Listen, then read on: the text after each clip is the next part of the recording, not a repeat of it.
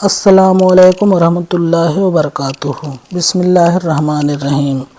आलम बरज़ख, मरने के बाद और क़यामत के दिन से पहले दुनिया व आखिरत के दरमियान एक और आलम है जिसको आलम बरज़ख कहते हैं। तमाम इंसानों और जिन्नों को मरने के बाद इसी आलम में रहना होता है।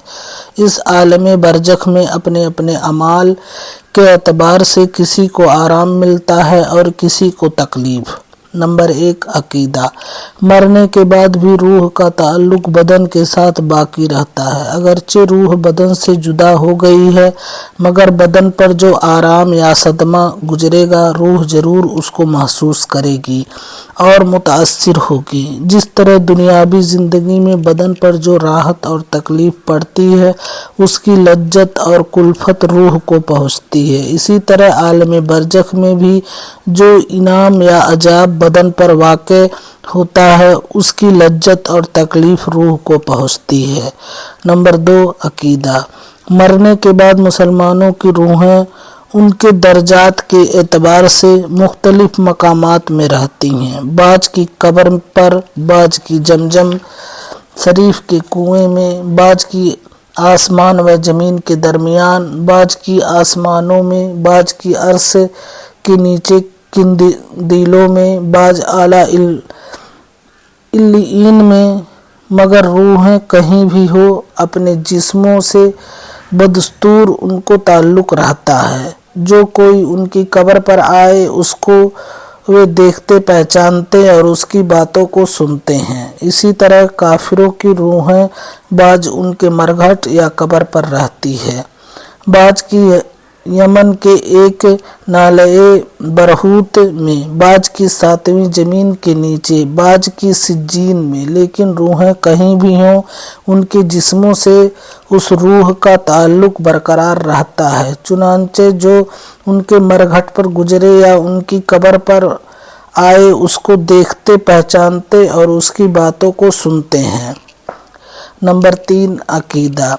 यह ख्याल है कि मरने के बाद रूह किसी दूसरे बदन में चली जाती है, चाहे वह किसी आदमी का बदन हो या किसी जानवर का, जिसको फलासफर तनासुख और हिंदू आवागमन कहते हैं।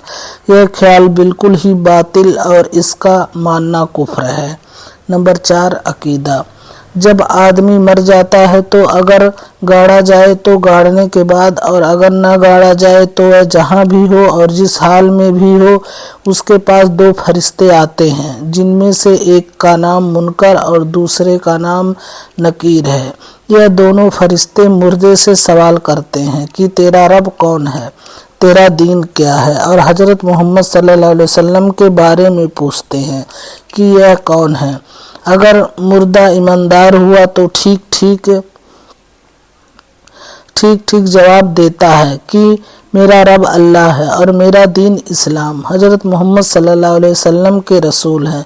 फिर उसके लिए जन्नत की तरफ एक खिड़की खोल देते हैं जिससे ठंडी ठंडी जन्नत की हवाएं और खुशबुएं जन्नत से आती रहती हैं, और मुर्दा आराम व चैन के मज़े में पड़कर अपनी कब्र में सुख की नींद सो रहता है।